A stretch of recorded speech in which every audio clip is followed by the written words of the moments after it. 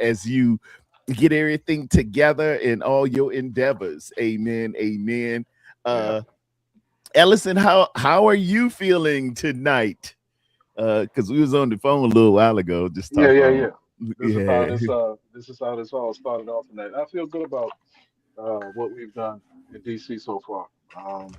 Still a long way to go before we start, putting on pads and start hitting each other. But I've liked what we've done. Odafe Owe, defensive end from the Colts, someone that we signed. Andrew Wiley, we re-signed him, swing tackle.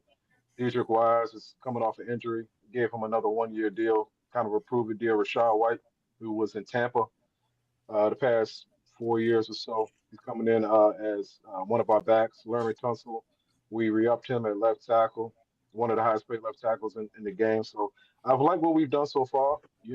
Adam Peters from being in your neck of the woods for some years in the scouting department in San Fran is running things out here with us, and he's done a good job so far. So now the draft is up, and we'll see what happens from there. But I like some of the moves that y'all have made. Also, Diggy Zor is a good fit. Mike Evans has done his thing too. So I like some of the moves that y'all doing out there in San Fran. Yeah, Bringing that's what Greenlaw back too is a good move. Yeah, that's what Captain was Yes. talking Yeah. about. And we got Greenlaw coming back on a $7.5 million deal. Big Mike Evans, more on him in a sec. We just picked up Nate Hobbs from the Packers. That's going to be a Decent slot guy. yeah. Vadarian Lowe from the New England Patriots. He's going to be on a $12 million deal with 5.75 guaranteed, along with Brett Toth. It's kind of like a candy bar, Tothy. He's coming from the Eagles on a 1 year deal. And the trade was Osa Odigizua. I have to channel my Joan Rivers when I say his name. That would help me to Odigizua. Man, I'm excited about him. I clipped him up Thursday, showing just his arm length. He has an 84-inch wingspan, 7 foot, I believe it's 2. But he gets leverage. He's up under people, man. He uses his hands well, and he's gonna give us 3-4 sacks, I think, and he is second in the league in quarterback hits for interior defensive lineman. I really like that. And then we're I think bringing it was 6 when you put in double teams. Oh man, he's nice. He's nice. I like his leverage. I like his feet. He's got really active feet. When I look at him on film, man, he's not tap dancing. What would I call it? It's like a typewriter. You can tell when those guys are just got that nimble feet. We used to just get them chopping. And we used to do up downs when we were in playing, and the coaches would hit the whistle and you do up downs, and you had to just get your feet chopping. When I see that live and then live in color, and you doing that is a great indication of. I think for the younger generation, those are called burpees these days. They still call them burpees. With you getting your feet, it's supposed to simulate getting cut, getting up off the ground, and getting to the play. And when they want to punish you real good, you do up downs. Yeah, for sure. We brought Eddie Pinheiro De Niro back. That's a 4-year deal, 17 mil with 10 mil guaranteed. Jake Tonjes is coming back. Patrick Taylor is. I hadn't seen him in a while, Captain Nana Massey. If you can, he is the break in case of emergency running back. I mean, he's going to just sit there on the practice squad. He's been in this system for a while because he came from the Packers before. If we reach Patrick Taylor, don't expect much, but he's also not going to ruin the game for you. What he is good at, though, he's actually a pretty good pass blocker. So, I mean, if we're down to just Patrick Taylor on the depth chart for running backs, at the very least, we have a capable pass blocker coming out. And that might be the best thing he does. Okay, because he's been on a milk box for me. I couldn't Yeah, replace him. Garrett Wallow is on a 1 year deal along with John Weeks, our long snapper. So we've solidified the kicking game a little bit with John Weeks and Eddie Pinheiro, ladies and gentlemen. And a hand clap of praise is going there. I got to tell when he do wrong because I be and John, I be coming after you when you messing up. So uh, You're don't mess supposed to.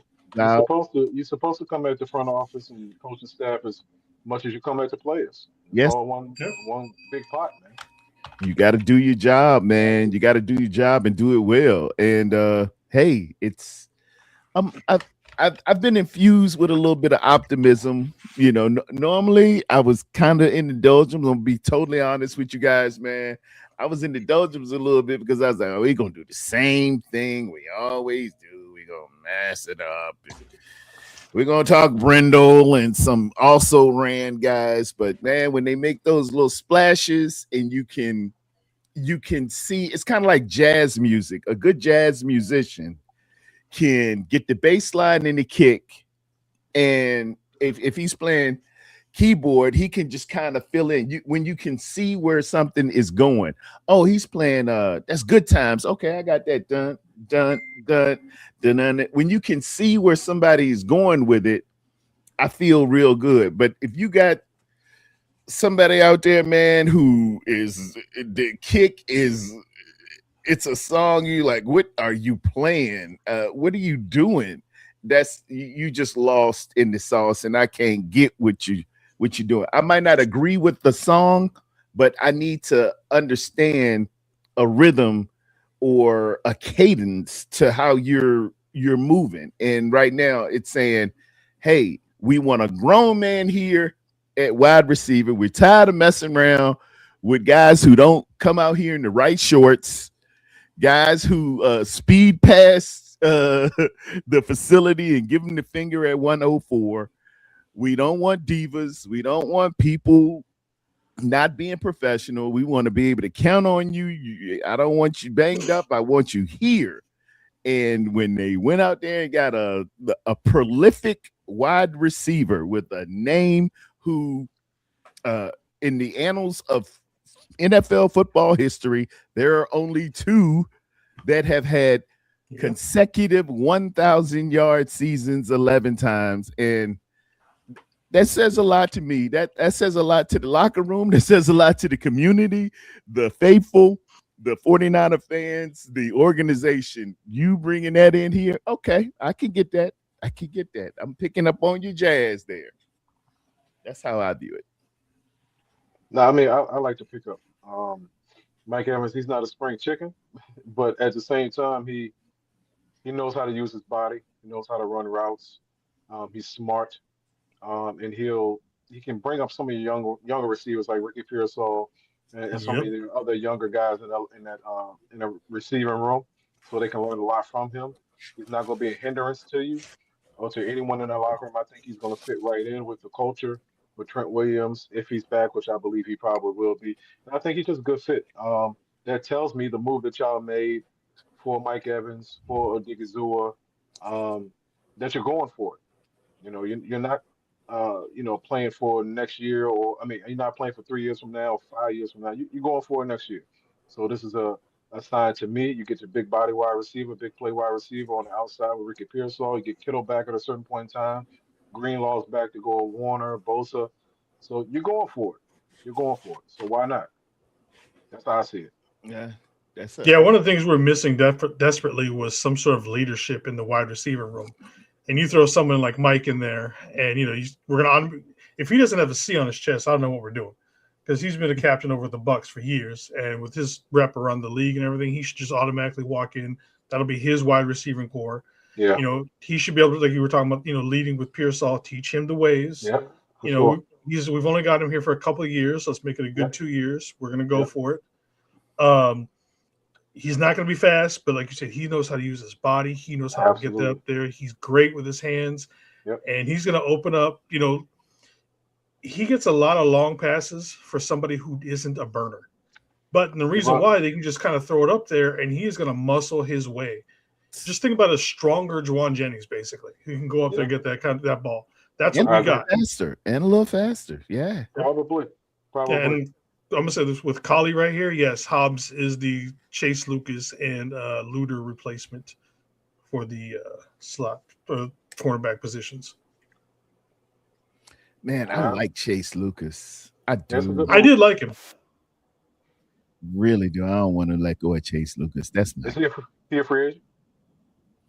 Yeah, is he? Is Chase Lucas a free agent? I don't know. I don't lose Chase. Yeah, check up on those years. Ellison knows Ayuk is trying to slide his way to Washington. And maybe that's what Ayuk need to change the scenery. I do think that, the likelihood of Brandon Ayuk coming to DC is possible. I don't know. Who knows? I think y'all are holding the man hostage, being a little petty and not letting the man go right now. But, he's still a free agent. No one signed him. I thought someone signed him. Chase Lucas? Okay. Yeah.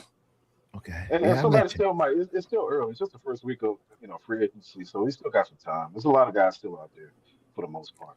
Are you concerned with the injuries, Ellison, with Brandon Ayuk? If he were, I mean, we might be pulling the carriage before the horse, but how do you feel about bringing him in? I mean, it's football, man. It's pro sports. You can get hurt at any time. I've always seen it that way. No matter who you are, what position you play, are some more injured than others? Yeah, but everyone on any given certain down can get hurt. Am I worried about him in our locker room with Jaden and Rashad White, who we signed from Tampa today or yesterday? All of them played together at Arizona State, and I think if he comes in here with his culture around some friends, Dan Quinn, Adam Peters, just missing Ricky Pearsall for the ASU connection out there. Maybe so.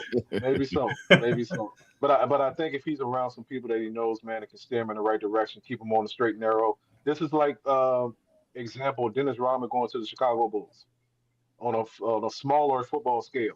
They had to contain him sometimes from getting out of control. So I could see that very well possibly happening here in DC. I don't know.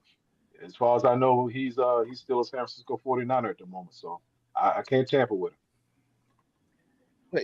It's tampering period, whatever that means. Who came up with that, right? It's legal tampering. Legal tampering. Just say the market's open or something. But the lights in the sky are not UFOs. Is gas reflecting light off of Venus? Oh man, he went deep. Hey, Dr. Sheldon Cooper, I just got the Friday night lights. It might look different in I ain't been outside. You out there in Utah. That's my man David McNiner. Shout out David McNiner, man. Good people. Y'all get clear skies out there. We get smog and fog. And yes, we do.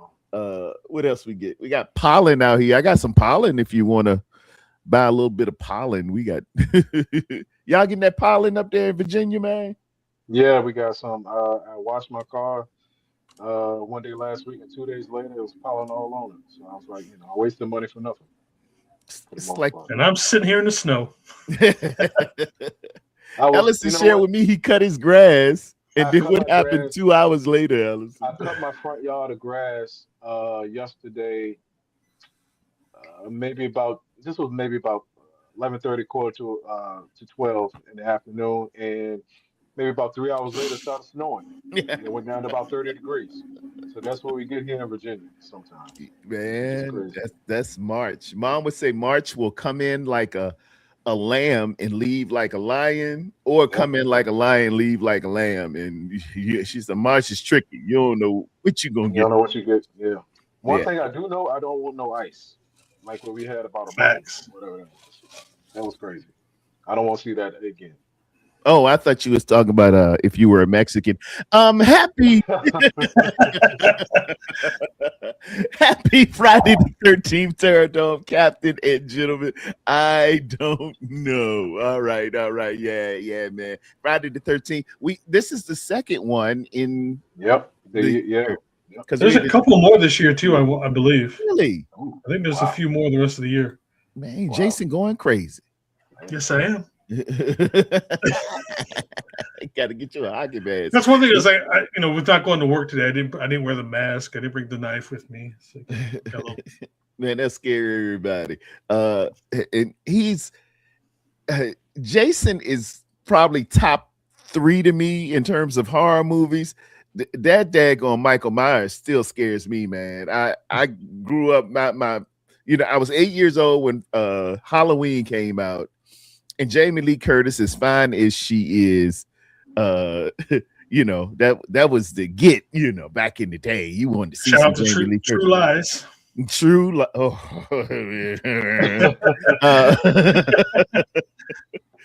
When you make a man ugly, True Lies. Yeah, oh yeah. Yeah. But Michael Myers, man, that dude, that music just, and he's faster than everything. I think in a horror movie draft, Michael Myers is probably first choice overall, number 1 in the 2026 draft of horror movie guys. to me, some people they might put Chucky in there. We have many mountaintops to camp. The view of the stars are 9 kilometers feet elevation.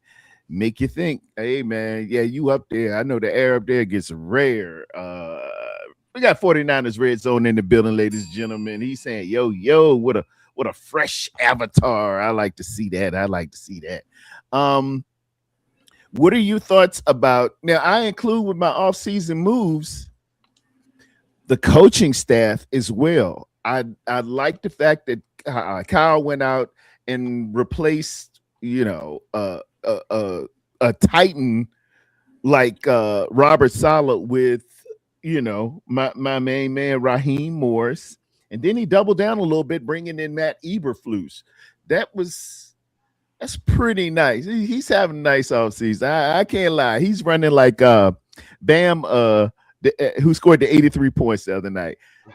He's hot. I'm just feeding him the ball. How did you feel about the Raheem Morris, their captain Niner mask? I like Raheem Morris. Hopefully we get a little bit more blitzing out of him. Hopefully, a little bit more, multi-man fronts. One thing with Saleh is that Saleh ran the most plain defense in the world because he wanted his players to, not think and just be able to, just go without, thinking, okay, do I got to do this, or this? You can just react and go. But at the same time, if you're not doing anything to confuse an offense, after a while, they're going to be able to pick you apart individually. Yeah. And we got caught with that so many times. So I like pulling up. I like the hire of Raheem. It's a little keeping it with your boys, because obviously Raheem goes back with him, McFleur, McVay, all those guys go way back. So I don't remember if they crossed over with the Bucks or if it was a couple years difference back then. But and then I don't understand about everybody freaking out about Eberflus. He's not running the defense. And then, yes, I was going to say this, and Collie beat me to it because we were talking about it and disagreeing with it a couple weeks ago about Jerry Gray. And I'm hoping to see our DBs take a step up again, especially someone like Jair Brown, Marquise Siegel, whoever we draft, because I still think we either need to get a veteran safety or we need to go first-round safety because we never invest in safeties. And have somebody get tutored by Jerry Gray, who has got the lineage and the career both as a player and as a coach. Yep. Let him coach these guys up and go. All right. I like that. Go ahead. That's what I was thinking about earlier too, Allison, who is our DB coach that we just changed. It's going to be Jerry Gray as our DB coach. It was Bullock's, and he's been replaced. No, I remember Jerry Gray as a player back in Detroit back in the day. So he's been around the game for a long time. And yes, Captain, they did have some crossover. Back in the mid 2000s when Mike Shanahan was the head coach in DC, Kyle Shanahan was on the staff, Sean McVay was on the staff, Kevin O'Connell was on the staff, Raheem Morris was on the staff. All way back in the day. All way back in the day. And all of them turned out to be coaches who weren't coaches in DC. So, that goes along. See how you said take that with you. Yeah. Absolutely. I remember that. All those guys on the staff when RT3, Kirk Cousins, and those guys were there in the mid 2000s. Is that Alfred Morris when he was running back there?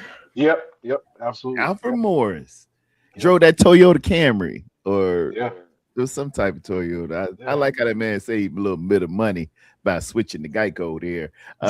6 picks. So, what happened to getting younger, saving money, and getting better through the draft? Well, you are what you are. I was on with John Chapman.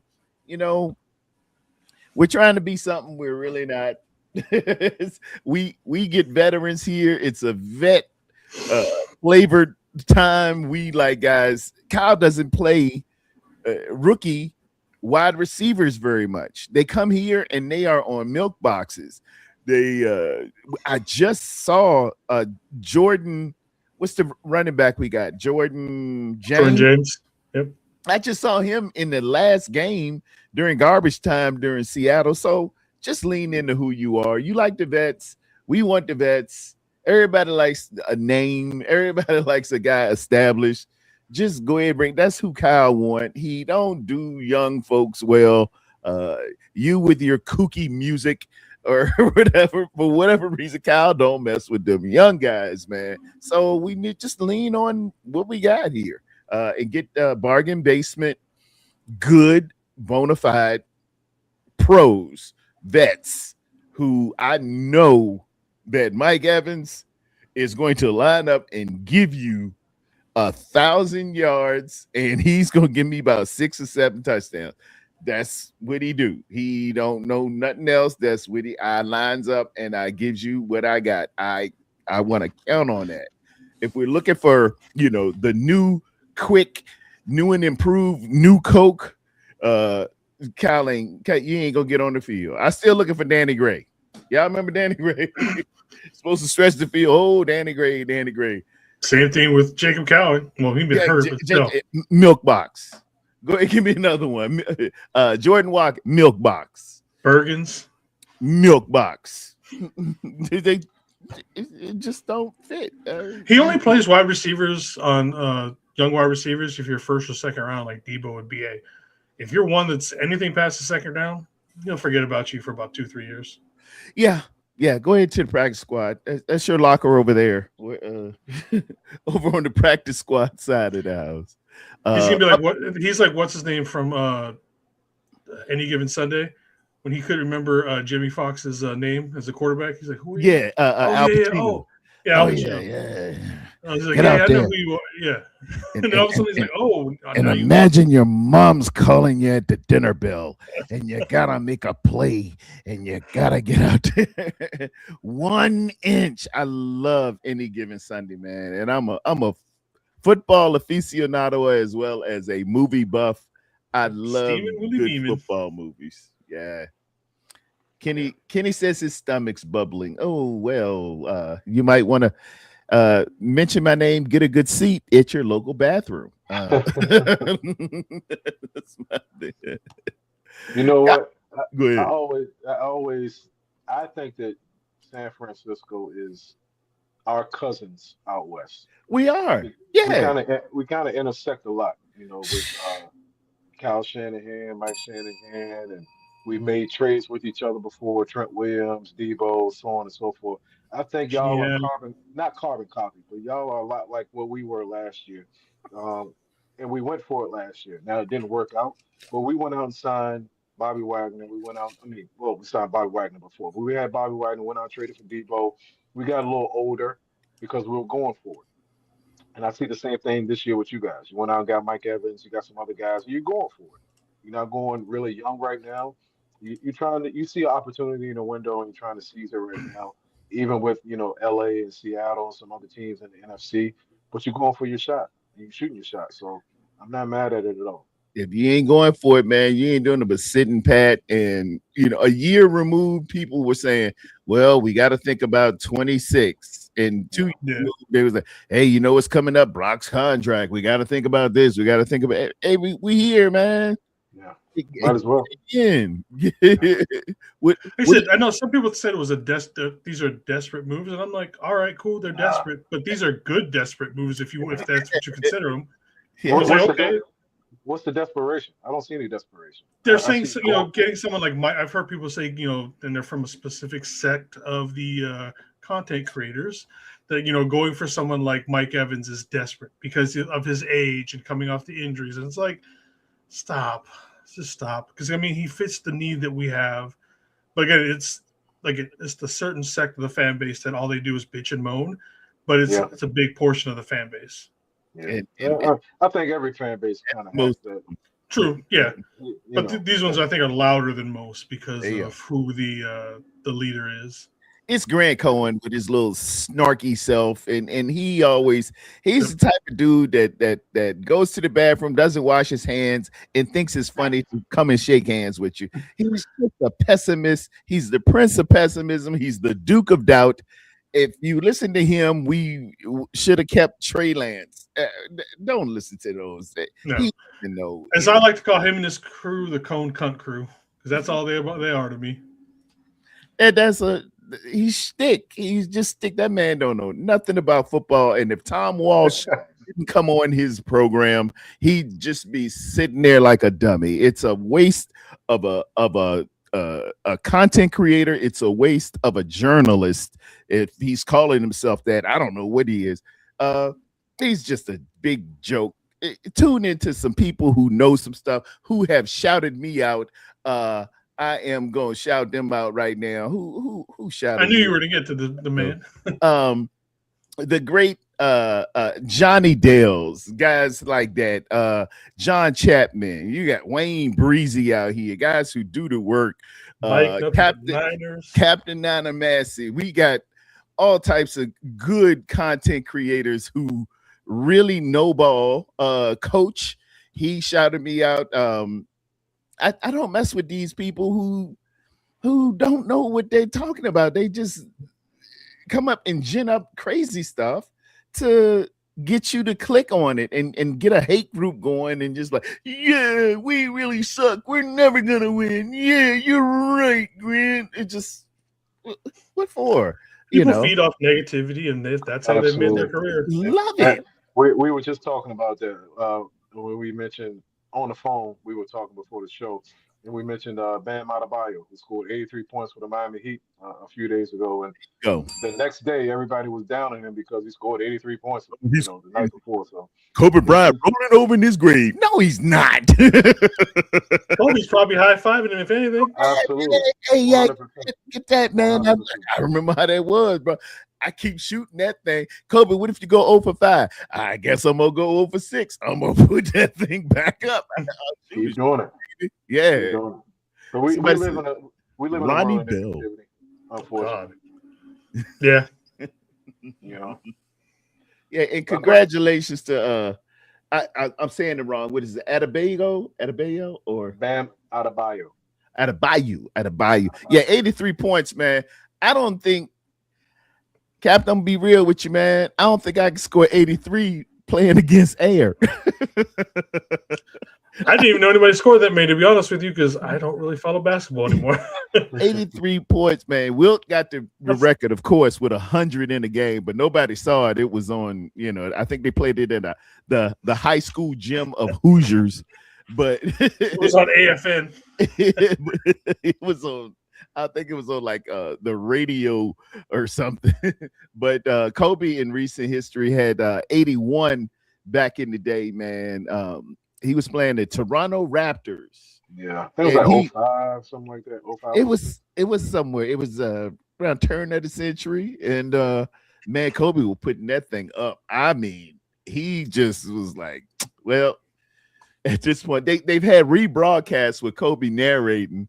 He said, and he's tweeting on the rebroadcast. He said, at this point, I'm just like, I'm just putting it up now. I'm on cruise control. And he put up them 81. So the young man got 83 points. It's a big milestone. Shout out to you, Adebayo. And anybody hating on him, all you got to do is go out, get yourself together, and score 84. If it's that easy. Uh, Absolutely. Hey, question for both of y'all. Go ahead, Uh, bro. I'm guessing, y'all have seen some of the other moves made throughout the league this week. Yes, Uh, sir. what has caught your attention elsewhere throughout the league? I was hoping he would jump in the chat. We usually kick it with Darwin, and who will be on tomorrow night. David McNiner, my cousin, is available for the mock draft. We used to do mock draft on Saturday night. But what the heck happened with Max Crosby leaving Oakland or leaving Las Vegas? That's a movie reference too, y'all. If you're scoring at home, going to Baltimore, saying bye to everybody. Goodbye is a George Costanza Curb Your Enthusiasm moment. They then say, "Hey man, something wrong with you, man. We can't take you." I don't think And nothing he has happened with to go Crosby. back. The Ravens, they did some that. I want to know exactly what was going on through there because I don't think it had anything to do with Crosby. That's all on the Ravens organization. So I want to see if were they talking to Trey the whole time. They were trying to And get both. From my understanding, they were trying to get both. They had both of them in the building the same day, so they were trying to sign both guys. Well, they drove the price down to. I mean, you got to figure how did it benefit the Ravens to do this? Why would you pass got cold feet about the knee? Your guy, you know, he's coming off a little bit. He had a little surgery 2 weeks ago, from my understanding, 2 or 3 weeks ago, and the meniscus is obviously going to go through what it's going through. And what makes you just say, you know, something? Why don't you go ahead and go back? He's a premier pass rusher in the league. I don't know how it benefited them. That's what I'm saying. I don't know what was to come up. Maybe you can enlighten me or tell me a little bit, but I don't know what it was. I think either it has to be two things. Number one, he's hurt, and they think that knee is worse off than what it is. That's maybe on one hand. On the other hand, I think that it's possible they got cold feet and they That's what it wanted is. Hendrickson on at a cheaper price. I can keep my draft picks, keep my free agents that I just signed as well. It's not a lose-lose for the Raiders because they can keep everybody that they signed in free agency, still keep their draft picks, and you still got Max Crosby. So at the end of the day, it still could be a win and a wash for both teams, but it has to be one or the other. They don't trust they trust their doctors enough to say, okay, this knee's not where it's going to be in 3 or 4 years, or they got cold feet and they didn't want to complete the deal. So it has to be one or the other. There's no in between. I'm going with cold feet. I think they were worried about it. Then they saw how much, like maybe they were trying to get both of them. They were like, but now we can't go get this. Now we're gonna have this, and let's just back out of Crosby. I think they just once the numbers hit them, how much it was going to get they didn't realize that somebody wasn't mathing the math right when they were doing the contract. They didn't they're like, oh, wait a minute, right. we're only going to have this much money, and we still have to actually field an entire team. That's my guess, but you knew this going in before you even made true. Yeah, that's what it's like. I think I don't know. Maybe the owner looked at it and was like, I don't want to pay these two guys this much money. But I was telling my cousin earlier, they've done this before. We had a wide receiver named Ryan Grant. This was a while ago. But we had a wide receiver named Ryan Grant who was like a third or fourth receiver. He was a free agent. Baltimore signed him during free agency, gave him a nice size deal. 2 days later, came, took his physical, everything like that, passed, all good. 2 days later, a couple days later, the Raiders released Michael Crabtree. So they ended up saying, "Oh well, Ryan Grant failed his physical," and a day or so later, they signed Michael Crabtree. So they've done this stuff before. It's nothing new, but this is much more on a grander scale and more and seen by more people with Okay, so more we've high-profile established players. a modus operandi here. This might be a little bit of They've crab done it before. cooking with Baltimore. Let me shout out a special person, man. The antithesis of Grant Cohen, ladies and gentlemen. If you haven't, please subscribe and like and stomp your feet and light a match for Mr. Johnny Dales, ladies and gentlemen. Johnny Dales is my guy. This man knows ball, unlimited, unprecedented, unbridled. This dude can tell you the concept that they're running, the defense that they're attempting to do, not their read and everything else, man. Shout out to Johnny Dales. He's to hate on Grant as much as Grant loves to hate the San Francisco 49ers. And you have accurately described me. Yes, sir. Yeah, that's what I like to do. Because I've been on with Grant years ago. And I approached, I said, you like them Philadelphia Eagles, don't you? Because I can see you can see the manner of tone that somebody has when the Eagles do something. It's like, oh, they're just great. Oh my God, oh the Eagles, and then the 49ers do the same thing, and it's like, oh, that just so I know who you like, man. And if you like them, if you slurp them, move to Philadelphia. Get the cheesesteak. Get the cheesesteak. Get the Boys to Men soundtrack album. And go to Philadelphia. We ain't got time to be messing around with you. The faithful are knowledgeable, man. The real faithful are no ball. We trying to do something in life. And maybe the reason why we can't get to where we're going is because of you, loser. Moving right on, ladies and gentlemen. They said, I have a track record, Kenny says. I bet you do. What else we got? I found Cal going to Minnesota as something to keep an eye on. I think he could potentially start opening day for them. I don't think they're sold on JJ McCarthy. They are not at all. I No. think it's almost got to be an open competition at this point with how bad he's looked at. Probably. And Kwesi Adolfo-Mensah, who was the GM in Minneapolis or Minnesota, is back with you guys now. Yep. I think JJ McCarthy was his pick, not Kevin O'Connell's. And I think Kyler Murray being in Minnesota is the reason.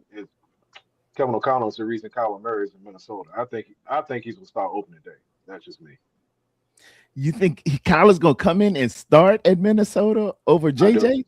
I do. I think JJ. I'm with them on that. Kwesi Adolfo-Mensah's pick, not Kevin O'Connell's. I do. Wow. Yeah. All right. Let me throw another one at you. We talked a little bit about it on the phone, but I was trying to save and hold something back. Down in Atlanta, you got Tua going to the Falcons. He's there with Penix. Get your take on that, or let everybody else get your take. How do you see that one unfold? I think it's a wide open competition. I think Tua takes it. I wouldn't be surprised. Both of them have injury history, so got to be aware of that. Yeah. But if it's an open competition, it's up for grabs. It is up for grabs. And I haven't seen two left-handed quarterbacks have an open competition. That might be the first. This might be the first time for me. That's like I think they're the only team that has two left-handed quarterbacks. In how I can't remember how many years. Someone said it earlier when I was watching somebody, and I was like, "Damn, as a left-handed person, that's a little sad." It's odd. Yeah, I haven't seen that before. I haven't seen that yet. But like I was telling, I can't remember who I was telling. Elite, I might have been in the chat a couple of days ago. If one of the quarterbacks goes down, you don't have to change up a whole lot with the scheme, with the offense, and the play. We go from one left-handed to another left-handed, so you got some continuity there. But I think it's an open competition, and I wouldn't be surprised if 2-1 if it's really open. It wouldn't shock me at all. I don't think he'll be on much of a leash with Penix, depending on for his play, if he wins it. And you got to think they got a new coach too, who's not tied to Penix. Yep. Who wasn't in the draft when they drafted Penix, so he has no, prerequisites. Call back Kirk Cousins. Question on the left-handed thing: if you've got a left-handed quarterback, does the right tackle become more of a premium than the left? Absolutely, 100%. Yep, absolutely. 100%. So by proclamation, they should have probably the best right tackle in football. With two left-handed quarterbacks. Yeah, everything flips for sure, 100%. Wow. Yeah, they lefties. It's tough being left-handed, man. And Kenny made a good point right here. Dylan Gabriel with Cleveland was drafted when Stefanski was a coach last year. So I wouldn't be surprised with Cleveland. They got Shador and Deshaun Watson coming back. I wouldn't be surprised if somehow Dylan Gabriel got out there to Atlanta Makes his too, the lefty and he's destination of another choice in lefty. Atlanta. Yeah, it A won't bunch shock of me. left-handed desks in the quarterback room, It because won't that's shock a hard thing to get when you was in school, man. I hated it for the lefties. It y- sucked, man. I As a think left-handed person, you get like one desk, in the classroom, maybe two. that's why we all die early. They've Left-handed done it. people die. They Left-handed done people, studies. on average, they've done studies. Left-handed people, on average, die 7 years sooner than right-handed me. people. Wow, And wow. there's no actual reason for it. The only thing they can think of is that because everything is backwards and nothing is made for you, it's just the stress of being a left-handed person. So here's a crazy thing. So growing up playing ball, my dad was always my baseball coach until I was about 10 years old. I batted right-handed, and I'm left-handed. I throw left-handed, everything. Finally, I got a different coach besides my dad, and they're like, Massey, why are you up to bat right-handed when you're left-handed? I was like, I don't know. Everybody else bats this way. He's like, why didn't your dad teach you how to bat left-handed? Mm-hmm. Practice taught me how to bat left-handed. First at bat left-handed, home run. Look at Wow. that. There you go. So you basically a switch hitter then. You're more of a valuable commodity than, man, 90% of the people walking on the earth. I think it's cool. I like to be special, but not so special as to short but special. You know what I mean? Anyway, Grant and his followers make me think of John Wick movies. Grant is like Lawrence Fishburne as the Bowery King, and his followers are like homeless living underground with him. Oh yeah, that's an ultimate troll there. He deserves a bill there. That's a nice one. Great movie reference. He put it in perspective and he actually explained his point. Big Brick is my guy, ladies and gentlemen. 49ers Red Zone says, you know what's more surprising to me about Grant? Oh Lord, this is gonna be the Grant show. Hey Grant, you getting that work. Sorry, dude. Is he seems to get fans to think like him and pretty much agree with everything that he says. At least that's what it seems like. No, they cronies, they dress alike and everything. I think they all shop at Gap, Baby Gap, or something like that. Kylie Young, they are still Kali put up another great content not creator. gonna lie. Let me see. Ellison, what else did we discuss? Refresh me. I got Walker to Kansas City is going to put them where they need to go. Kenny Cutback Walker to Kansas City. And that loses a lot for Seattle.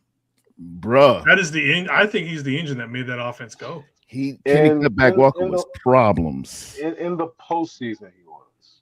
We can't forget that he was sharing carries with Charbonnet for a good portion of the year. So I think he had a good playoffs, good postseason for sure. I wouldn't be shocked if Kansas City took Jeremiah Love if he's there in the draft. Or I wouldn't be shocked. I don't necessarily look at Kenneth Walker as every down my starting running back. I think he's more of a rotational guy. That's just me personally. But we'll see. Like I said, if Love is there, they got an opportunity to get him. I think. Man, I hope they don't Jeremiah Love. I really did Kelsey resign? I haven't paid attention to them. Okay, yeah, he's coming back. And the theory on that is, man, he was on tour with Taylor Swift, and she was like, "Hey, you need somewhere to go. Get out of here." Yeah, you getting on my nerves. Don't you have the football thing to do or something? Oh, baby, I thought I'd be there, but no, we don't. She needs her space.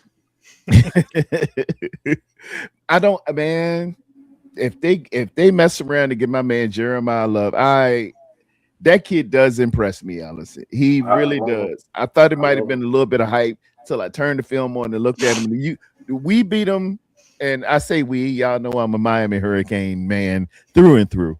We beat him in that first game of the year, and we bottled him up pretty good. Of course, we got Nezador on one side and Ruben Bain on the other, but going back and looking at some of his games, man, the balance this guy's got. And when he makes contact with you, his spins off of there and his acceleration. He ran a 4.39, and the combine by no means for me is the end all be all, but it was further proof that what we were seeing on Saturdays, he's as advertised, man. I Yeah. really like him running. Reminds me a little bit of young Tony Dorsett. Ooh, This wow. this is this goes back for you young and I'm the crusty old veteran here, but coming up, I loved Tony Dorsett, man. This is back in the 70s, y'all. And he just had balance. You could hit him, but he would spin off of it. He would spin. And then when he hits the hole, he is hitting that thing with intentions of getting to the tape. And he's a monster. I Yeah. hope they don't get him though. I don't want him going to Kansas City. They Ellis. got a shot. That'd be bad news. They got a Did they shot. get it? They got a shot. I think Did he's they the get any best. wide receivers? I can't remember. Just I think he's the best pure player in the draft, all around player in the draft. I really do. Um, Wow. What I about my do. boy Ruben? Bang. I like Bane. I think Bane is getting a bad rap because they say he got short arms. I don't care about that. Just cut on the tape and see for Yeah. yourself if the man can play or not. I think he's him and David Bailey are the best two edge rushers in the draft for me. I'm not big on Ohio State guys. Sorry, Callie. I just don't trust them. I don't trust them. Arvell Reese and Tate and all that, I don't trust none of them. I think Sonny Styles is going to be pretty good. Sonny Not Styles all of them. is legit. Sonny Yeah, I Styles think is Sonny Styles legit. will be pretty good. Yeah. Them other guys, I don't trust none of them. I, But I do Damn, like Jeremiah Kenny. Love. Seattle lost 5 big pieces and have 4 picks. That's what I was saying at the end of the year when they were like, "Oh, Seattle! Oh my God, how are we going to be Seattle?" Hey man, let it play out.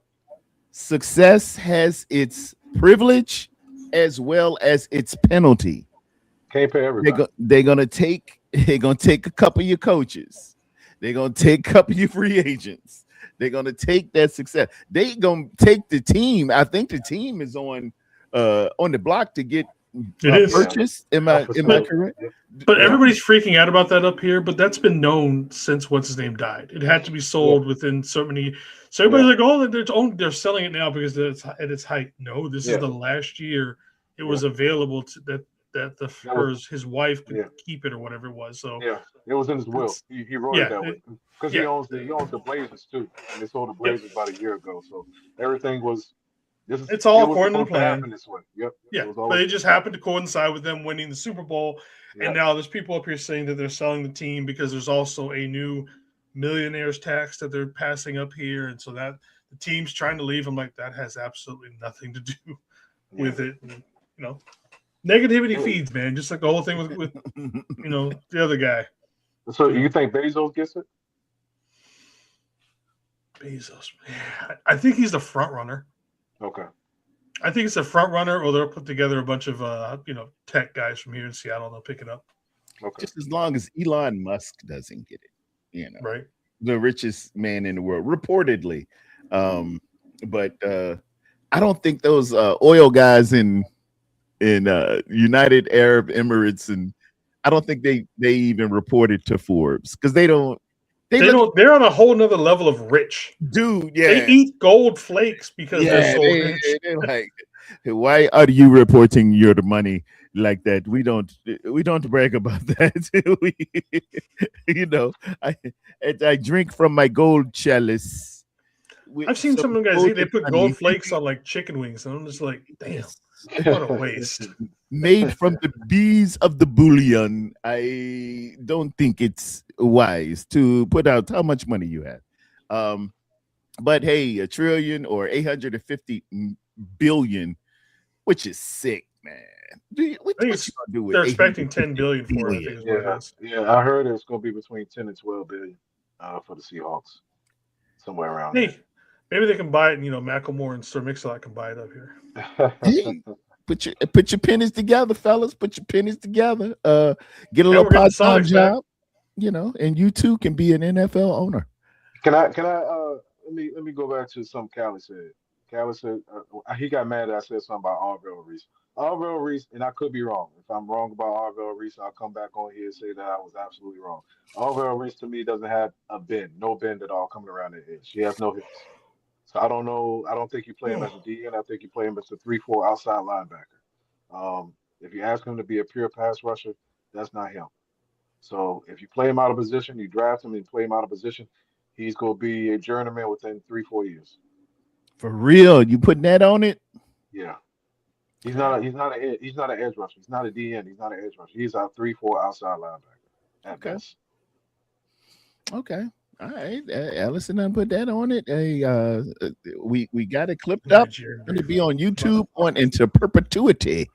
That's the Arvell Reese has no position. Kenny is in agreement. Let the Jets take him at 2. Man, the Jets He might go 2. He might go 2. The Jets got 2 first-round picks, do they? Yes, they do. Yeah, Dallas does too. Dallas has 2 first-round picks from the Michael trade, and the Jets have 2 first-round picks from the Sauce Gardner trade. Wow. I think somebody else has 2 first too. I think Rams. the Rams might be the Rams. I can't remember. It was somebody else. I think it's another team. 13 has 2 Rams. I hope it ain't them Rams, man. The They Rams are setting up. They rebuilt the whole secondary, didn't they? Rams are setting up, man. They are serious out here. We're going to face them boys 2 times at least. And you have your conspiracy theories with the National Football League. I shared this with Ellison. I really think they're trying to set up a Rams Chargers Super Bowl in LA, in SoFi. It's just they've never had 2 teams that shared one stadium play the Super Bowl in their home stadiums in the history of the National Football League, and it just would be so great. A lot of breaks are going to go there. The key to it will be watching the scheduling for the Chargers and the Rams. When they have really, really nice, favorable scheduling, you're like, oh, yeah, y'all trying to hook it up. Yeah, there you go. There you go. But it very well could happen. It very well could happen. It could. It could. Talented quarterbacks, a definite Hall of Famer. I think Matt Stafford's a Hall of Famer. First ballot. If sane people are voting for me, I know the whole Bill Belichick. I ain't even gonna get into that, but and one of the most talented in the league. We got to say top 3 as far as passer talent. Yeah. Oh yeah, easily. 100%. 100%. Yeah. And he got a bad rap in Detroit, for whatever reason. But he's been one of the top 5, 6 quarterbacks in the game since he's been in the league. To me, I've always thought Matt Stafford was undervalued, and people didn't appreciate him as much. He was in Detroit on some bad teams, and he really only had Calvin Johnson for some time, so he got a bad rap. But once he got to LA, he showed you who he was, man, and like instantly showed you who he really was. For sure. Oh yeah, absolutely, 100%, big time player, man. Yeah, we do this thing where we make it a detriment because you're playing with a really great player, and he had Megatron for a number of years, and they would say, well, the only reason he's good, he's got Megatron. He's got Megatron. He's got Megatron. But I remember distinctly a game where I think he was playing the Cleveland Browns, and they had knocked the dog piss out of him. And his shoulder was, I think the daggone shoulder was separated, and he went to the sideline with it, but they needed to run one more play. And he just went on out there with one arm, and he wins the game at that. And I think that was a signature moment for Matt the Cat Stafford for me. They got carry him one game because of his knee too. Yeah, they were carrying him between plays as they went down the field. He's tough, man. He's a tough dude, man. Texas guy. Yeah, he's tough. And his little wife, she got mad at the Rams season ticket holders because the 49ers was buying up all the tickets. She went on and launched a media campaign and said, do not sell your tickets to any of those 49er people. So, yeah, they do the same thing up here in Seattle, except it's the Seahawks that do it. They do that too? Oh, yeah, but it comes from the actual Seahawks. They try to bully the fans into not selling tickets to anybody, but especially 49er fans. Hey, man. Hey, it is what it is. All tactics. So are you Are you in Seattle? Or Yeah, you just I'm just where? south of Seattle. Okay. So when you're Niners fan in Seahawk country, how's that going for It's a little rough right now, no lie. you? Yeah. It's a Especially little coming rough. off the Super Bowl. Yeah. Yeah, Yeah. yeah. It Yeah. wasn't as bad. The first one wasn't as bad because it was like, all right, there's some people I've known since I moved here. I was like, it's cool to see other people, their first Super Bowl parade. I went to the first one here. This one I was like, nah, I'm not going. Wise choice. A wise choice. I know some 49er fans that went up there. I just didn't want to. I was like, yeah, not this time. Yeah. But it gets a little rough up here. But I can otherwise, it's imagine. fine. Yeah, I can imagine. And like and Cali, why Cali keep bringing all these Ohio State Buckeyes to me? Man, you trigger him. You know that Hey, man is Ohio State hey man, I to the like day he dies. I like Caleb Downs. Caleb Downs is good. I think Caleb Downs is gonna be Bruce Branch from Brian Branch from Detroit, who's a good safety. I think they're carbon copies of each other. I just don't know if I'm taking Brian Branch in the top 10 of the first round of the draft. Um, so I think he's in that class of player, but I'm not drafting that player in the top 10. If I can get him at 15, anywhere between 15 and 20, then that's good value. But I'm not taking Caleb Downs top 10. That's just me. I like the Ohio State guy. I don't like Ohio State quarterbacks, None of them. but Not man, even CJ Ohio Stroud. State, if you get a receiver or a defensive back from the Ohio State University, Would you take a quarterback from USC or Ohio State first? USC. See, I don't know about that. Like, I don't know about that one. USC. Can I get a third option on there? The quarterbacks, they a little iffy, but man, that DB system, they're DBU to me. DBU, they're wide receiver U. I'll let LSU be DB. Now, Ohio State got both of them to me, man. Great system, great great cornerbacks, safeties, and wide receivers, man. You just can't go wrong with an Ohio State guy, man. They train them different there. They're good at what they do. They are. And you said it right. It's a system. It's a system. They have carbon copies of the same player and body. Yeah, they have a mold and they don't stray from it at all. Chase Young and Arvell Reese are probably the same guy at Ohio State. Carnell Tate and Terry McLaurin are the same receiver. Omeka Ibuka and what's the other guy? Jackson Smith and Jigba are the Jackson same Smith and receiver. Jigba, yeah, man. They're the same. They you can carbon run copies all of each other. They have this system and a body type and a prototype of which they stick by. That's why they have success. I don't know if they have success a lot in the pros, but in the college game for sure. They're one of the upper echelon programs in college football. I think it transfers over. You just mentioned the names. Jackson Smith and Jigba led with all he yards and receptions, Yeah, for sure. But he was at least top 5 in damn near every category. Yeah, but in that same vein, I can mention, Dwayne Haskins, and I can mention Michael Boston and some other guys that didn't pan out that came out of that system too and came out of that program. But all programs have it. It's not just them. But that's the one we're talking about right now. But they're so elite right now compared to everybody else. For sure. I like them Ohio State guys. I tell you, I like them a lot better than them Florida guys. I bet that. Florida guys be posing, y'all. I do not like University of Florida, man. Don't mess with these guys. Don't mess with Hey, but he is right here. Jeremiah Smith will be a problem. That's one guy's gonna be a problem that they got. That kid, he's coming out next year in the draft. That kid's gonna be a problem. He's right on the money. He's spot on right there. That kid, man. Yeah, they get it in. Yeah, hit that like and subscribe, ladies and gentlemen. Smash that like button. That's what Red Jet Shell says in her Dre Greenlaw, that button across the middle of that button. Gold LeMay that you got on the highlights there, Red Jet. That look real nice. Stroud has regressed. No argument there. Yes, I don't know, man. Stroud was, I don't know what happened, man. He was on a trajectory, but it just looked like Did the league figure him out a little bit, or is he some personal things He just going hasn't on? grown. It's lapse. Yeah, just a little lapse. You know, you got to just make the most of it.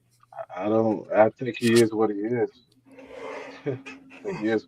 I think he's been this since he's been in the league. I think he had a great rookie year. Um, and it's sort of like my guy. He had a great rookie year. And there's still some question about what he will be.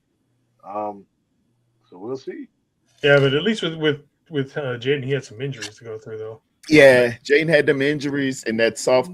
It's kind Yeah, of the sophomore jinx. People see you coming now. You know where yeah. surprise. And now he's got to take that step. Yeah. I'll say this as someone who sees every snap of every game. Even when he wasn't hurt this year, he missed some throws that he Okay. should have made. I'll just leave it there. You mean miss him in terms of inaccuracy, or the ball should have went there and he went somewhere else, or he bailed out. He missed some targets, easy targets. Overthrows His them now. placement was off. Yeah, Okay. even when healthy, he missed some throws that he made look routine the year prior. So that's why I kind of. And everyone says, yeah, you got one, you got a franchise quarterback. I think we do, but I can't say for certain that I do. Not based off the games that I saw him play. Was he good in some games? For sure, absolutely. But he missed some throws last year. He did, 100%. Okay. Okay, that's fair. The man being I mean, fair. it's only second year, so we'll see. Yeah, yeah, for Yeah, sure. yeah, yeah. You got room to grow, man. It's a lot of room on the a lot of cheese on the Whopper, a lot of runway to still be utilized there. Let me Yeah. see what else I got in the news here. Uh, now, I much ado about Mike Evans' age, but I will remind folks he is 32 years old now. He will be 33. There's some other great receivers who have made it to the Hall of Fame who played well beyond their 32nd and 33rd year. Case in point, Art Monk, who went on to win another Super Bowl and play at high levels. Jerry Rice, who at 32 went to the Super Bowl and won in 1994 with the San Francisco 49ers. Terrell Owens. There are several instances. I don't have it pulled up right now, but I was just going back and looking at the annals of time. And I guess my main point being 32 as a receiver is different than 32 as a running back. Yeah, 100%. I know we all, hear that 30 number is like, oh my God. But for good players, 32 can kind of be a springboard. And you might have 4 or 5 really outstanding years after you hit that 32nd birthday, particularly coming off of the an injury year that was your first year. You didn't get 1,000 yards. Just saying, just keep that under your head. Look back at other 32 year Randy Moss at yeah. 32 goes to the New England Patriots and had a pretty good year. Had a pretty good year. I think it was Yeah, second year in New England, but pretty good. That Moss guy's okay. yeah, Um, yeah, you have some for sure, absolutely. yeah, just Henry Ella put up some big time numbers after 30. Um, just go back and do your research. There's been a Fitz, lot of them, like you said. Fitzgerald. Chris There's Carter, been a lot Marvin of them. Harrison, Steve Fitzgerald. Smith. There's another one. Yeah, thank you. Yeah, Hines Ward is another one that in I his 30s was love pretty good. Hines Ward. Nobody mentions Hines Ward enough. If you're he probably won't be mentioned in terms of who's the top receivers ever to play the game. That'll be for your elite guys, your Randy Moss, your Jerry Rice, But if you're You starting saw a Hines play. team, I want Jerry Rice on one side, Michael Irvin on the other. Give me either Hines Ward or Fitzgerald at the slot. That's me. I need a tough, thinking, durable receiver who isn't going to be all flaky or nothing. And Hines Ward, man, I is so crazy about it. Former Super Bowl MVP too. Hines Hey, Ward. I tell you another one that's putting up good numbers past 30. Cooper Cup. Cooper was formidable, man. Cooper Cooper was out here getting it. He would be the bailout for Jackson Smith and Jigba. And Yeah. a couple of times you've got to really think about in terms of where our focus will be on Jackson Smith and Jigba, but that Cooper Cup is very capable. Former All Pro will tear you up on the opposite side. Yeah. You know, Here's one for you. I like him. Talk to me. Donald Driver. Donald Driver. Yeah. Donald Driver was nice, man. And Yeah, I it's can't another- stand them Packers. They would always beat us in the playoffs, but I got to give it up. Donald Driver. We had my man from Antonio Freeman. Them Packers would just make me so Yeah, they were mad. good. They They were would good just, though. They were I'm not. good. I Yeah. had to go look it up. So I was like, "There's got to be more than just these names." Oh yeah. Oh, you seeing one now? Devontae Adams. there Oh, go yeah. another one. Yeah, yeah. There On you the go. second or third team. He was out there with the Las Vegas, man, and it's well documented on the receiver Netflix. Jimmy G was pissing him off. He said, "I'm getting away from Jimmy Tim G." Brown. I hadn't thought about Tim Brown. in a Tim long time. Brown. Brown. There's another one. There's another one. Yeah. I'm telling you, man, these guys get warmed up. They like if y'all have ever heard or ever had a Toyota or a Honda, hey, man, you hit 120,000 miles. That thing just starting to get warm. That thing, they made to go 200, 300,000 miles. It's just what they do. You know what, man?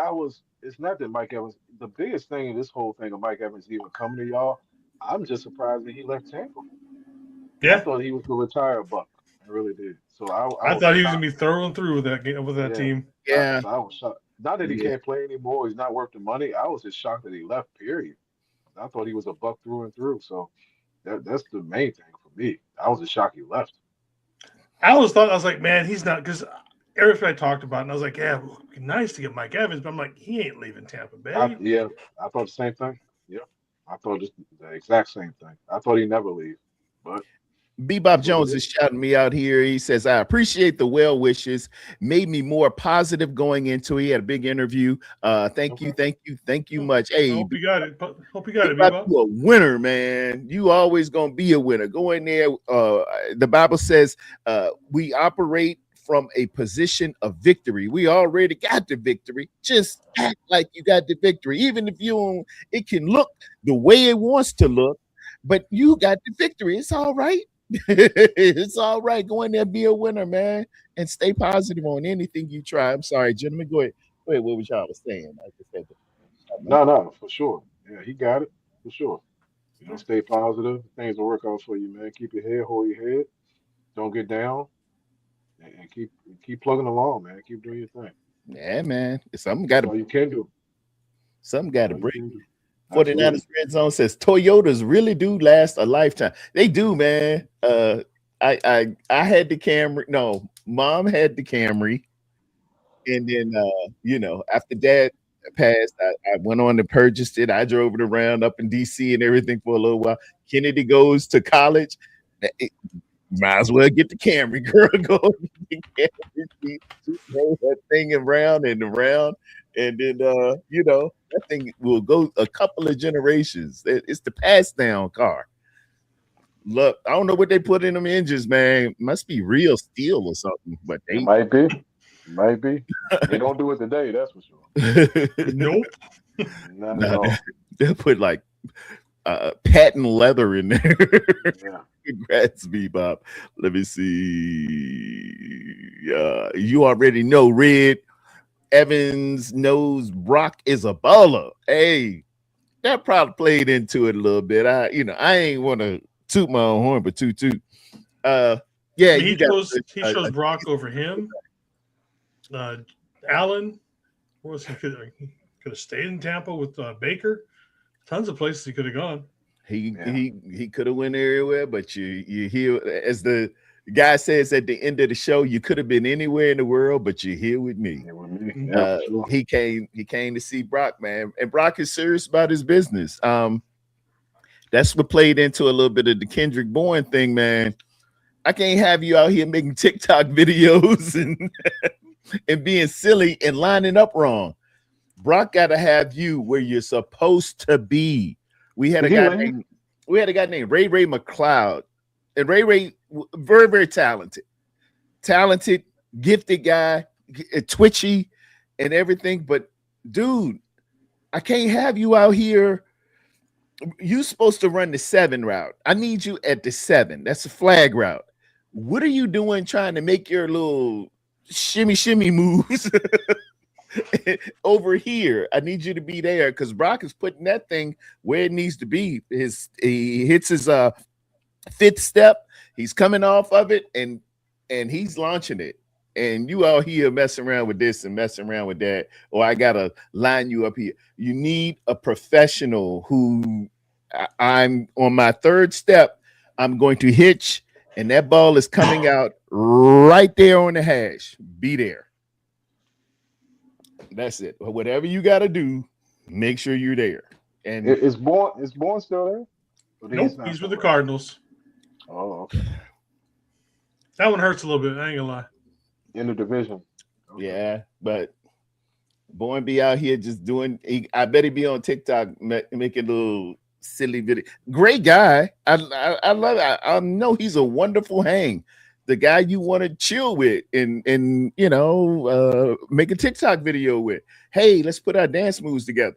Dude, I gotta have professionals out here, man. Seattle get ready to beat us. If you can make that much TikTok videos, at least line up where you're supposed to.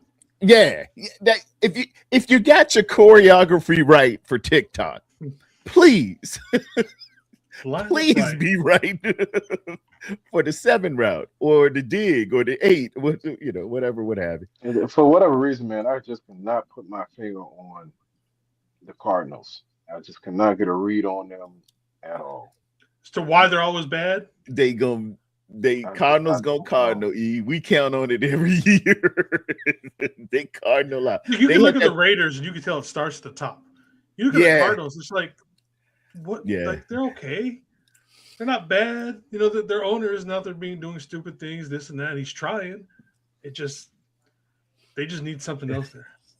Someone's got to suck. They're all, no matter what the sport or anything else, someone has just got to suck for no reason. And they'll get good players. They'll get good play like Buda Baker. They'll get James Conner. They got McBride.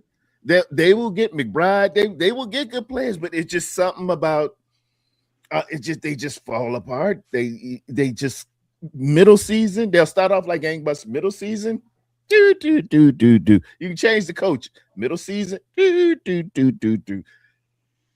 The Cardinals just Cardinal. I can't explain it.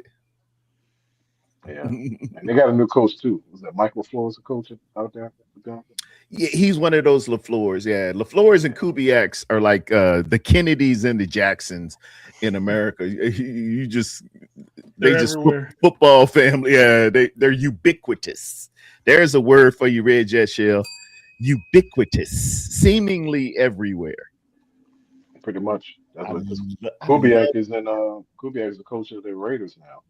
Yep. Right. So yeah. You got to get a Kubiak. Got to get a LaFleur. Shanahan. Get you one of those guys. I remember pumping gas about 4 or 5 years ago, and I was I had my 49er gear on or something, and the guy, he says, "Oh, the 49ers, you know something? Man, my team," I think he was talking about Buffalo maybe, or the New York Jets, somebody.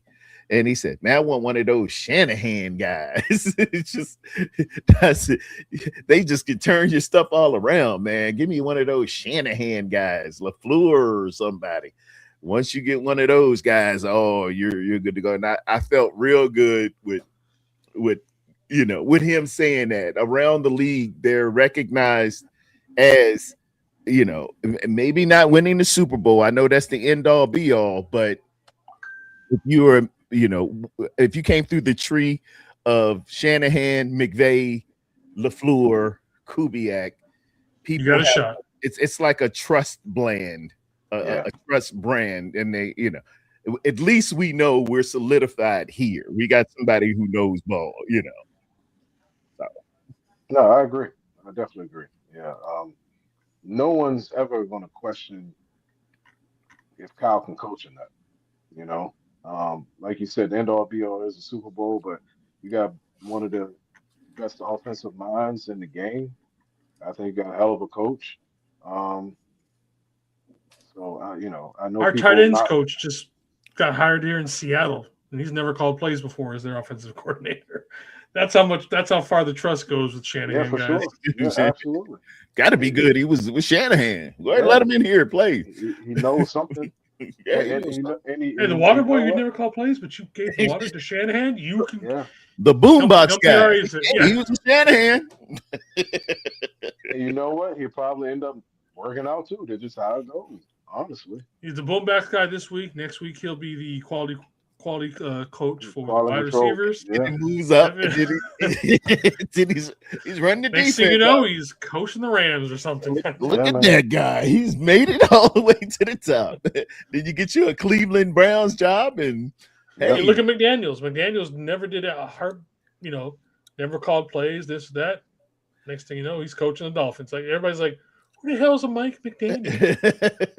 he's out there looking like El DeBarge. Now Harbaugh's brought him in, so that Yep. whole Yep. blend. He's Yeah. the linchpin of the 49er trust. He's like this middle passage, if you will, Yeah. of all 49er stuff. He's gonna get it from both of them, and Yeah. he's gonna tell a book one day. He's got a book to tell. And he's gonna do a good job with Herbert too. Oh It's not, yeah, it's not yeah. that We'll he see. can't coach either. It didn't end well in Miami, but he definitely got that offense up and running, and he had some good teams while he was there. He knows his football, man. He's gonna be okay. We talked about it. we had Remember Roman. they put them Sebney on Denver that time. On Denver, yeah, he can coach, man. I He mean, can coach. they had Yeah, Greg that was Roman as their OC. And we know about Greg Roman and his inability to develop quarterbacks. Yeah, I was So I surprised. mean, I was surprised he got another job yeah, after he why left. would I never understood why Harbaugh went back to him after as failed as that offense got with Cap and no developmental anything with him or at all. Here's Why the go deal. back to him? Here's the deal with Roman. Roman can get the most out of a quarterback early in his career. He can make it so that you become a name. But now taking you to the next stratosphere, like A&R is in record labels, taking you to going from smaller venues to bigger venues, he's not that guy. He's not going to elevate you to the levels of a Shanahan, of a LaFleur and a McVay and stuff like that. But if you got a rookie, unpolished quarterback, he can dumb down that thing a little bit. And I shouldn't say dumb, but he can simplify things for you to become a winner and hit the league first. That's what Cap did.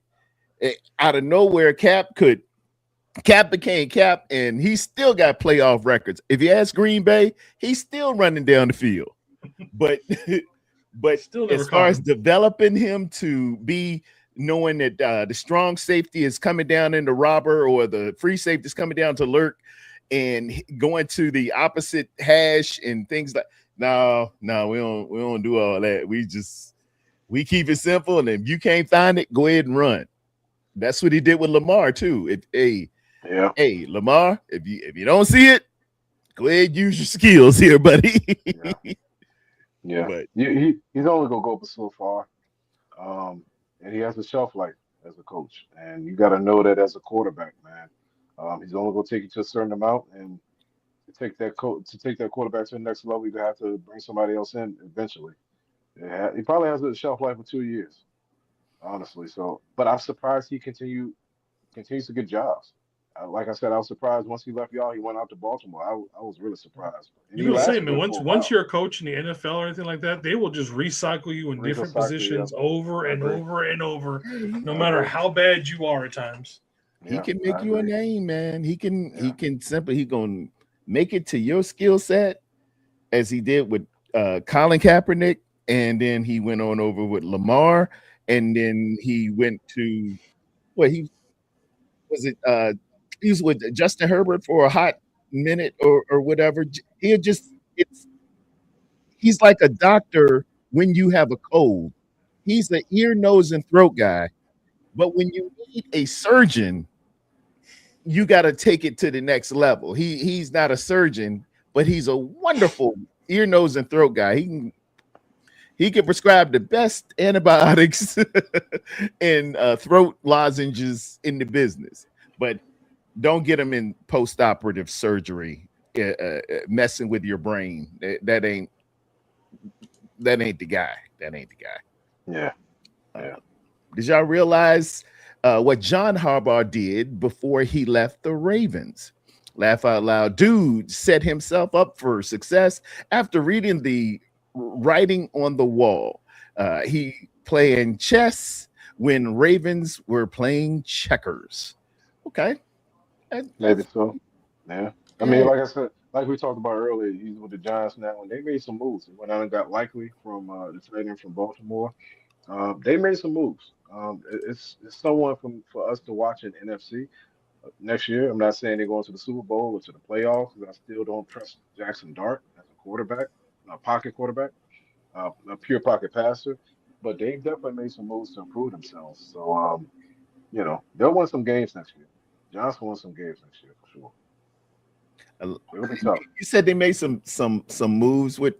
What were some of the pivotal moves that the Giants made? They signed Isaiah Likely, who was a tight end in Oh, I Baltimore. love him. Yeah. Um, who else did Who's they the sign? fullback that they signed to go with? What's his name now? Scatterboo.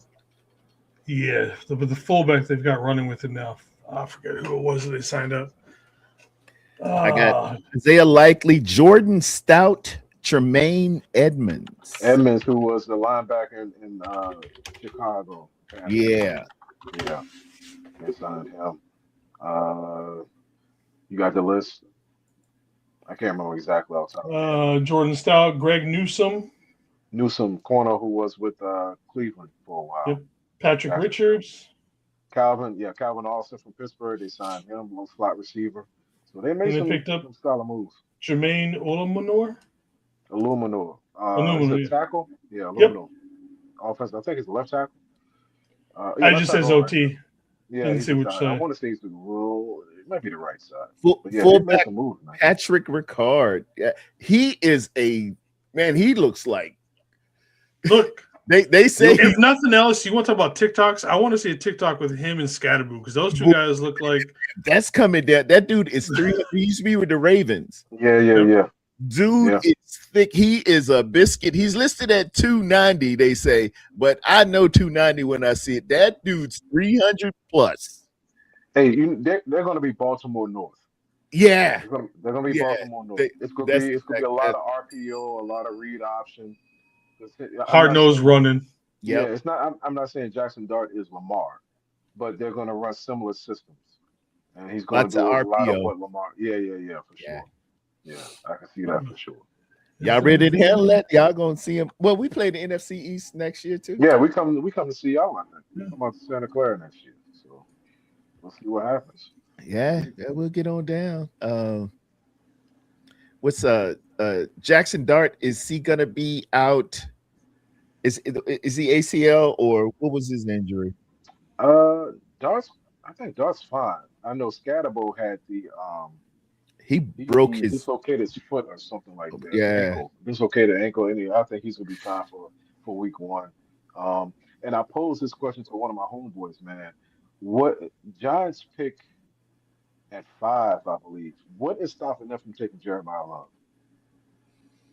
Ooh, nothing. No one has answered that Nothing. question for me. Everybody tells me they're going another way, and I'm just like, why wouldn't they take Jeremiah Love at 5? You got Scatterbo? I would take I would take it. You could put them all Jeremiah together. Love. I'd take Jeremiah Love over Scatterbo easily. I'm not as big on Scatterbo as most people are. But you can have a two-headed monster. They don't do the You same could. thing. You You could, know, yeah. It ain't nothing. It ain't nothing stopping them. I But wouldn't hate it. It ain't put away. it'd be better than him going to the Chiefs. I know that. I'll take him in New York rather than Kansas City. Please, yeah. don't. Patrick Mahomes, a bona fide runner like that. But That. I don't hear anybody talking about that. Every time I see a mock draft, and I know it's we're a month away from the draft, but every time I see a mock draft, no one has him going to the Giants, and I'm just like, is that not a possibility? It doesn't make any sense to me. Why not improve your backfield? In You my have another mocks, skill guy. I've seen the Giants have different needs. Let me go to PFF real quick. Or PFF's the one. I like PFF. PFF mock draft. Sign in on this thing. Yeah, and it's just how they mocking it. So and then you got people like Mel Kiper say, "Oh yeah, Todd. You know they're gonna go with tight end. Gotta go tight end. That's right." But he be wrong sometimes. So A hey, lot. A lot. I love Mel Kiper though, but few times he's wrong a lot. Yeah, he's Bill off. Kiper's been wrong so many, but he is so confident when he says, like, absolutely. How can Oh you yeah. not be? Oh, he Yeah, believes what he say now. He believes. He actually does believe it now. Don't he think said, he don't. what's the quarterback from? He said Jimmy Clausen was going to be, the greatest thing ever. Yeah, man. This guy's got to have. He's blocked. He's coming from Notre Dame. He's got all the intangibles you want. He's a leader. He's going to throw the ball all over the place. He's going to be difference maker for anybody that passes him up. It's going to be out of the NFL.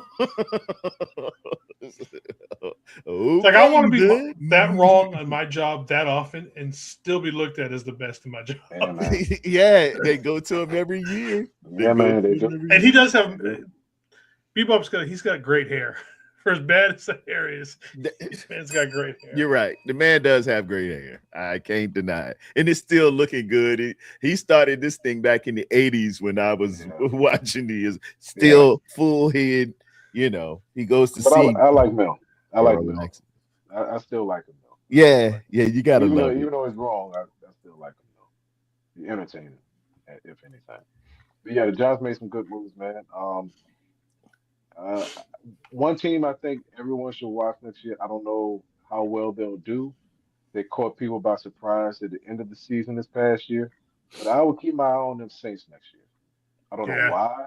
I just have a feeling the Saints will be pretty good next. They're gonna be solid next year. Well, every year somebody different comes out of the NFC South. Yeah, they have a consecutive way of like the last going to first or the first going to last, and it's a new NFC South juggernaut every time. Here's a question for you guys. You guys are coaching the Steelers. A little bit. If y'all can, at this point, are you just moving on from Rodgers? Since he hasn't asking. If you were the coach of the Steelers or just part of the Steelers organization, right? With Rodgers still, not saying anything, would you make a trade for Mac Jones or have just went ahead and signed anybody since you're not hearing nothing from him? I think Rodgers is coming back. I do. I think he'll be back for another year. McCarthy, they have a relationship. Yeah, given this McCarthy. Now, if it were another coach, you think they move off? Maybe we're talking and looking different, but I think that was a selling point for McCarthy. Ellison. I don't know. That relationship ended terribly in Green Bay. It didn't end well, but I think they're cordial enough to make it better. And I'll put it to you like this: what are Pittsburgh's options really? There's no one in the draft this year for them to take. And are you really going to trade picks for Mac Jones, or are you going to sign Kirk Cousins? Kirk Cousins? I would take Kirk Cousins over Rodgers at this point in his career. Nah, I'm not doing I would. Nah. Stability point, because you're not going to deal with all of Rodgers' BS and all that craziness. I would take Kirk Cousins instantly. Kirk Cousins still can't throw a 15-yard out route at this point in his career consistently. So I cannot take Kirk Cousins over even this Aaron Rodgers right here. So I don't think they have any alternatives but to go back to Aaron Rodgers at this point. Hey, I Ellison, think on this mock draft, man, they got Jeremiah Love going second to the New York Football Jets. I think he's going top five when it's all said and done. That's a I nice don't know. combo with him and Hall. I could see him going four. I could see him going four to the Titans. I could. Him and Cam Ward, put him in the backfield with Cam Ward. I can see that for sure. I think he's going top five. He's a top five talent. Will he last or go past top five? It might he might for sure. But I think talent wise, he's a top five talent. I think he's the best overall player in the draft. I think it's hands down. But yeah, I can see him going anywhere from four to eight, nine, No way he possibly. makes it out of the top 10. Absolutely no way. Oh no, he's not going out top 10. Yeah, He's way. going anywhere between 4 and 8. Now on this on the PFF, they got needs.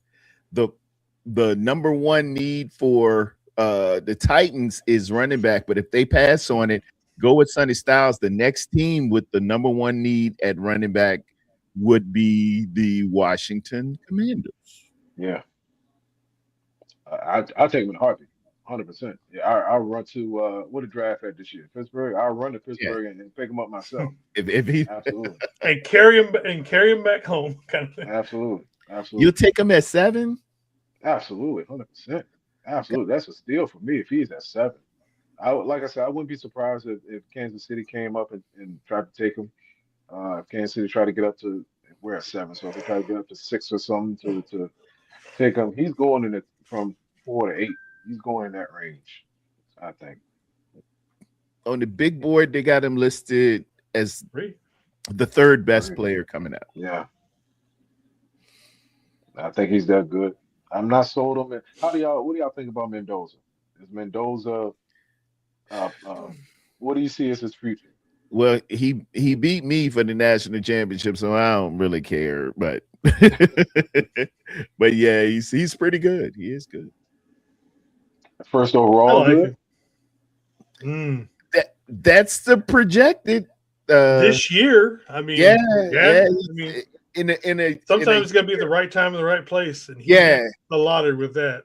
Exactly, Captain. Sometimes it just look at lies what Curtis Rourke did the year before him. Curtis Rourke put up pretty close to the same numbers the year before, and he's now our 4th string quarterback in the same system and everything else. And it just happens that he hit lightning in a bottle this year, and he's the number 1 overall pick. It's similar to what I said about Caleb Downs. Caleb Downs being Branch from Detroit as far as safety. They're similar players, but I don't know if I'm taking him that high. I kind of copy Mendoza to Jared Goff. I know Jared Goff went number 1 too, but in a weak draft that year as well. But is he number 1 draft worthy? And I think they're comps as players, but I don't know if I'm taking him number 1 in the draft. He's in a weak class, so that's what you do as an NFL franchise. You take that quarterback. If you got that number 1 pick, and if you don't have somebody, you take that's just what they do. Yeah, I don't agree with it all the time, but that's especially with someone like the Raiders. The Raiders, they're just going to do it, and they don't have any weapons for him besides Brock Bowers. Yeah, like I said, I'd rather take a litany of draft picks and move back, even out of the top 10 and just rebuild everything else. Wait till next year.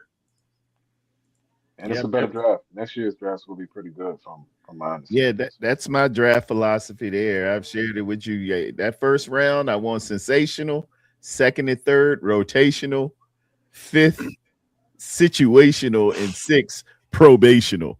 I get the best player available. If it were me, I'm looking for the best of the best. Who's best at their position? Who can I see that's going to hit this league and be at least best, not just on my team. He's already got to be a starter, but I need him to be the best in the division, if not the conference, if not the NFL. If I can't see that on him, I'm trading back and getting plethoras of picks. And then looking for those guys who at least a rotational 2nd, 3rd round guy, I could see one day starting and being solid here. And, for my organization. If you can't see that in the second or third round, trade back and pick up more of what it is. Sometimes your drafts are just what it is, but don't burn first round and second round picks on guys who are reaches, on guys who you think, I think he can play. We feel like he might fit in. No, he better damn well be somebody you can go back to and feel good in 3 years. Say, man, that was a slam dunk. And there are obviously going to be things to consider, like injury or a regime change or something like that. But you have to be able to justify the fact that this first rounder, every indication was he was special. If you don't see that, just go on back and do I guess Belichick would do that. Just pick up 2 or 3 more picks in the second, third, fourth round. Yeah. And look how good they were good for. Yeah, for sure. Where are y'all picking? We are picking 27th. By this projection, it says Omar Cooper Jr. is the 27th best player. I like him. I'm down for it. I'd be completely happy with that pick. I like him for sure. I do like him. I think he's gonna be pretty. He is Jarvis Landry. That's who he is. If y'all remember Jarvis Landry, he was pretty decent. He had some good years in Cleveland as well as Miami. I like Omar Cooper. I think he's the most clutch receiver in this draft. Not maybe necessarily the best, but if there was like a game on the line for someone to catch the ball, I think he would be the one that would catch it more consistently than anybody else. Maybe so. I like Jordan Tyson. I think Jordan Tyson is the best receiver in the draft. That's just me. I know a lot of people like Lemon from USC. That's another one. And Carnell Tate is in there too. I don't know about Lemon, but my guy is Jordan Tyson. I think he's the best receiver in the draft, but we'll see. Omar Cooper, another receiver. Well, I mean, if he's the best player on the board, I don't see why not. Yeah, if he's special, get him. If you don't feel like he's that guy or gonna wreck the league, don't mess around with him. You can get him a little later on. You can get somebody else a little later on. Just trade out of it and get to the second and third and fourth round. I'd rather. Who did you say? Tyson? Jordan Tyson from Arizona State. I got him ranked by position as well as PFF numbers as well as PFN numbers and wide receiver. Let's look at the big map here. I got Tyson as the third best wide receiver coming out. This is how PFF ranks it.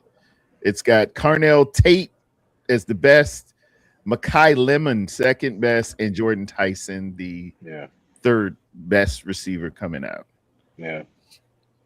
I like Tyson. I think all three of them are pretty good. If I had to pick one, it would be Tyson for me. But I always go best player available. Than reaching for somebody. So, we've seen teams reach for guys for sure in the first round, so. And trying to make them something that they're really not. And you're like, oh, we're not gonna do well. I'll take the best player. Take the best player, and if you already got people at that position, make the best man win. See what happens. I'd rather have talent than no talent. Yeah, you gotta have talent, man. You ain't gonna do it without the horses. Let me check this other one real quick for wide receiver. This is PFN standards, and I think this was before the combine. PFN has Jordan Tyson as the best receiver coming out, followed by Carnell Tate, followed by Mekhi Lemon. So they switched it up a little bit. Who's he got number 4? It's gotta be Boston. Casey Concepcion 4 and Denzel Boston 5. Denzel is who I would put it 4. Yeah, he's a Washington kid, so you saw him up close and personal. I would. He ain't gonna fall to us, but man, that kid he can ball. You never know, man. He's tall, man. I got him listed at 6'4", so he's taller than Carnell Tate and 209. So he's he got a little bit more mass. He's a big kid. He moves great. He's got good arm, or good hands, good wingspan. I've seen him on, I've seen his highlight reel. I never watched too many of the Washington games. I'm down here in North Carolina, so I see a lot of ACC, a lot of SEC. I get beat or what used to be the Pac-10 after dark. Yeah, they done changed that all. Yeah, it's all weird. Cal in the ACC and Stanford. We're like, what is going on, dude? Hey man, it's all about money. It's all about that. Money. It is definitely. Yeah. It's just crazy. Syracuse and Boston College in the ACC, and like you said, Cal is in the ACC. Can we at least realign it to where just get rid of the name? It's so stupid. Stay regional at least. Yeah. Just you got guys going to the ACC, and you can't even see the Atlantic from the Pacific. We got the Carolina Panthers in the NFC West. That's what they're doing in the freaking college now. Yeah, pretty much. Yeah. Pretty much. I mean, Dallas is in the NFC East. Yeah, and they've always been in the NFC East. But they're grandpaed into that. That will never change. He wanted that. I guess that was Tex Stram. He wanted that because the two news-making cities in the entire world are Washington and New York. So if you play in them 2 times a year, your name gets out there. Yeah, your brand sells here. They're very strategic on that one. But geographically, it's supposed to be way over yonder. Yeah. I came up in the day and time where the Saints and the Falcons were in the NFC West. Yeah. The Cardinals were in the NFC East. So, yeah.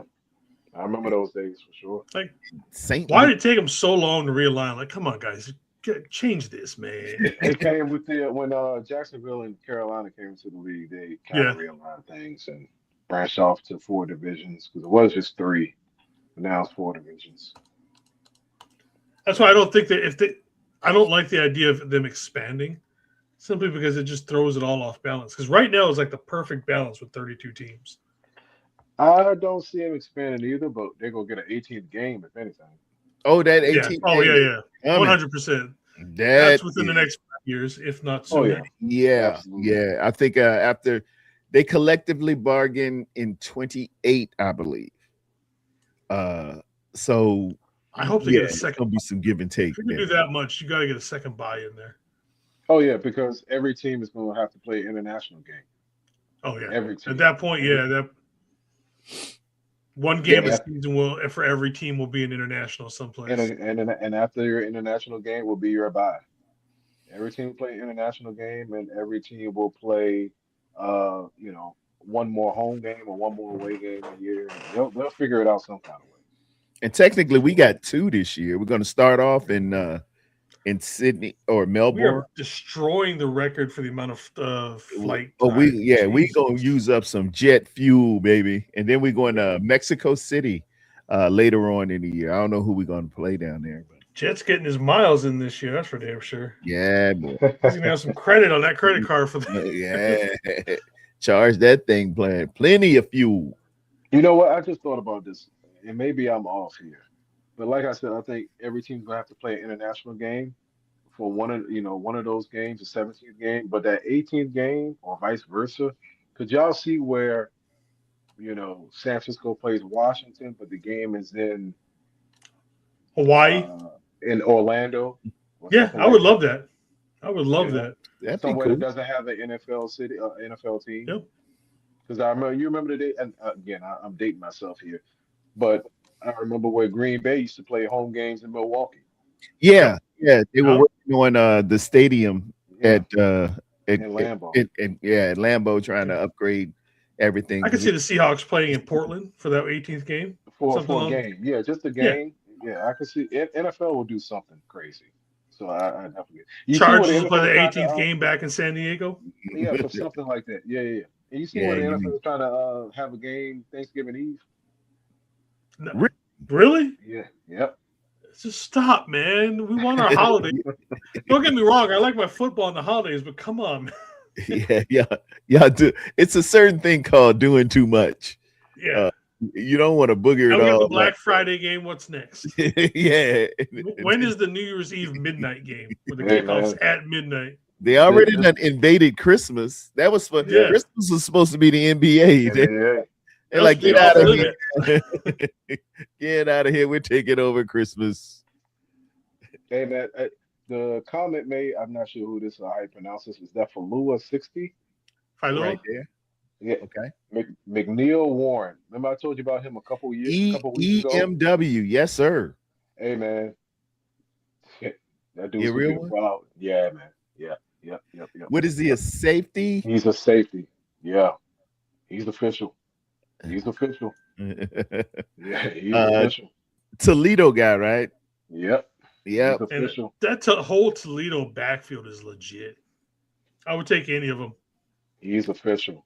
He is He is he's official. ranked, PFN's got him as the second best safety behind Caleb Downs. 6'2", 182. He's a little thin, but if he's in a free capacity, I can work with that, because He's real. that free safety has to cover a lot of field, and he has to have instincts to be more pass defense oriented than coming down in the box and trying to thump. So, we can put Hey, a little weight on you. That's hey, fine. man. I see Kenny said he had Toledo play lesser competition. Randy Moss went to Marshall. You know, Where, Deacon where'd Jones Jay went Rice go to. to? Hey, man. Mississippi Valley State. Some of these guys can get it, but that it's a concern. That's why they usually slide, because that's the level of competition makes people pause a little bit, particularly when you're drafting. It's probably a little something missing in your fourth or fifth round. You're probably looking at a guy who's been in a smaller school and he hasn't played as much NFL talent, so you don't know for sure. But if he's dominant at a level, that perks that up a little bit. If Hey, man. you were playing Toledo in the MAC, I think that's the MAC with That's the Mac. Yeah. yeah. If you were playing and you dominated the level, dude, we can work with you. Khalil Yeah. Mack played at like Buffalo. Played at Buffalo. Yeah. Yeah. You Where can did see Kurt talent. Warner and Tony Northern Romo Iowa. play? Yep. Yep. Yep. So hey, man, you see You talent, play man. where you play. Yeah, you play where you play. Yeah. And just dominate the level. Dominate the level, and they're gonna see you. The kid Somebody Thiemann, see you. the kid Thiemann from Oregon, he's okay. He's a free too, but I'm taking that kid from Toledo before Thiemann. I got 100%. Dylan Thieneman as Thiemann, yeah. as the fourth best safety coming out. But a lot of people like him too. Yeah. Not to say he's not good either, but I'm taking the kid from Toledo. I think he's the best safety. Might be the best safety in the draft. Let me see here. Downs is going before him, probably way before him. But I like McNeil Warren though. I do. Thiemann has a really high PFF grade at Yeah, 91, and yeah. He's going first round as too. the second best, but and even I guess it's flipped. EMW is third best, and he's got a 91.9. He's actually, PFF has him ranked higher in terms of a PFF grade, but because he plays in Toledo, they knock him down a notch because of the level of competition. You know who he played with at Toledo? I think they intersected. May not have. But Quinion Mitchell, corner from the Eagles, went to Toledo also.